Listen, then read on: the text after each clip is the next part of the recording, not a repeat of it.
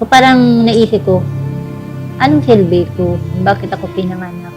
Bakit ganito ako? Anong kasalanan ko? Parang maraming pumapasok sa isip ko.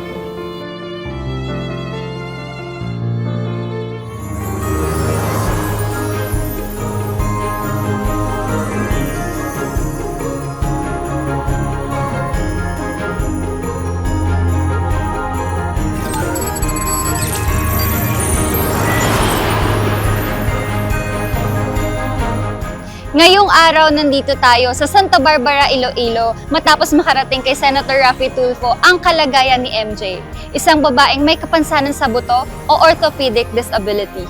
Ngayon, alamin natin ang kwento ng buhay niya. Ano po ako, inborn po siya. Orthopedic disability or tinatawag nila na arthrodeposis congenital. Sakit sa buto.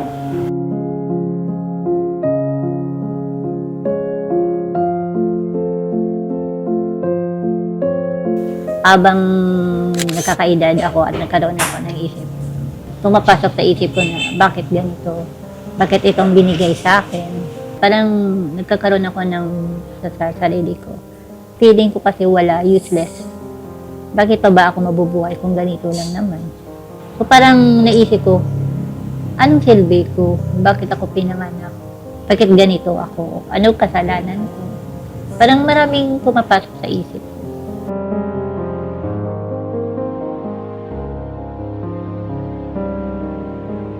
Hanggang sa na-realize ko na siguro may mga purpose kung bakit kailangan maging positibo tayo. Hindi naman natin pwedeng isipin talaga na bakit ganito, bakit sila hindi ganyan, normal sila. Ako hindi. Kailangan i-accept para tuloy lang yung buhay.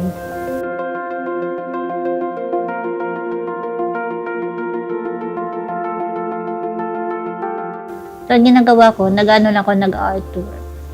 So, kumbaga, lahat ng mga hinanain ko sa art tour ko, binubuhos.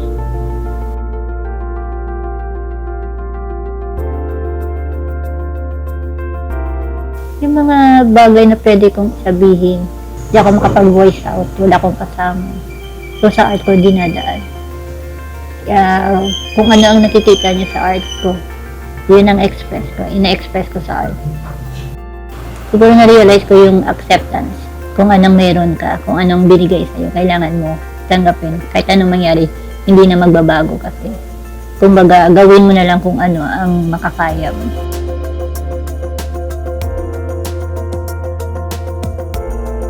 Si MJ po, para sa akin is very strong yung personality niya. Even though yung ganyan yung situation niya, pero positive siya always. Kahit na nahihirapan siya. Kasi yung parents namin bago namatay, sinabi niya talaga sa akin yung dalawa na kapatid namin na bunso at saka siya, na yung ako talaga yung nag-care sa kanila. That's why na malapit talaga ako sa kanya.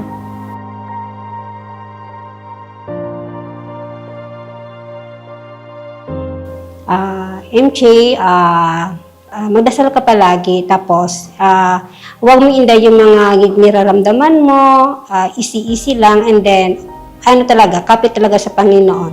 Nandito lang kami mga kapatid mo, kahit na iba yung malayo, pero yung support namin, all out support kami sa iyo, ang family mo, yung mga kaibigan mo, agabay lang kami sa kanya. Well, ang masasabi ko lang sa mga katulad ko, huwag sila mawala ng pag-asa, maging matatag, at laging pray kay God. Kailangan maging positibo tayo sa lahat ng bagay. At huwag tayo magpapadalas kung ano ang sasabihin ng iba. Anong plano nyo itong darating na Pasko? Wala pa akong idea.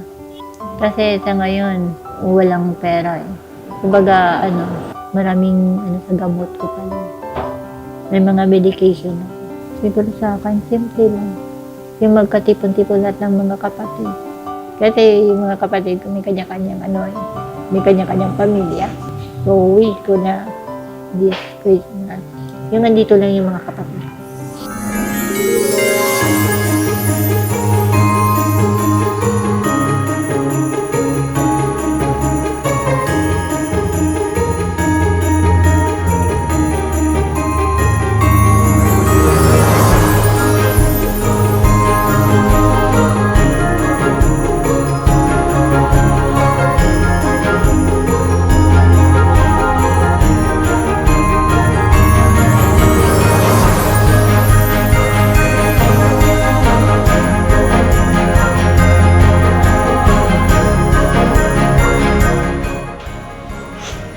Linaw. Pero nun, paguntingan, ganyan.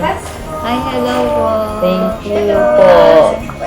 Ay, salamat po.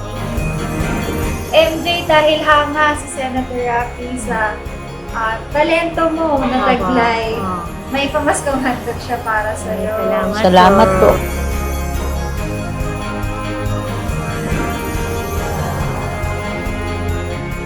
Dati yung pang Noche Buena, tapos may isang sakong bigas. Ay, wow. Thank you po. Thank you po, sir. Salamat po kami kay Senator Raffy Tulfo sa grocery at saka sa palibreng diaper. At least, hindi na kami mahirapan maghanap ng pang araw-araw na nagagamitin. Ayan, MJ ate, hindi lang po dyan nagtatapos yung sorpresa ni Senator Raffy dahil meron pa po siyang binigay na 50,000 pesos po para sa'yo, MJ. Ito, ayan. May pambili ka na ng gamot mo. 1, 2, 3, 4, 5, 6, 48, 49, 50. Ay, salamat po. Hindi ko talaga hina-expect. Hindi na kami mirapan mag-isip kung saan kami kukuha ng additional ng maintenance niya.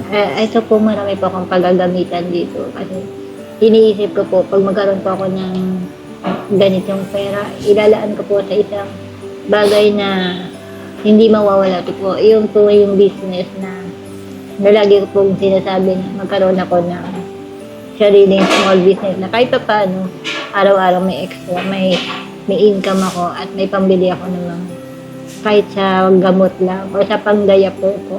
Senator Raffy Tulfo, salamat po sa blessing na binigay niyo. At sana marami kayong matulungan pa na kapwa PWD at sa lahat po. At God bless po.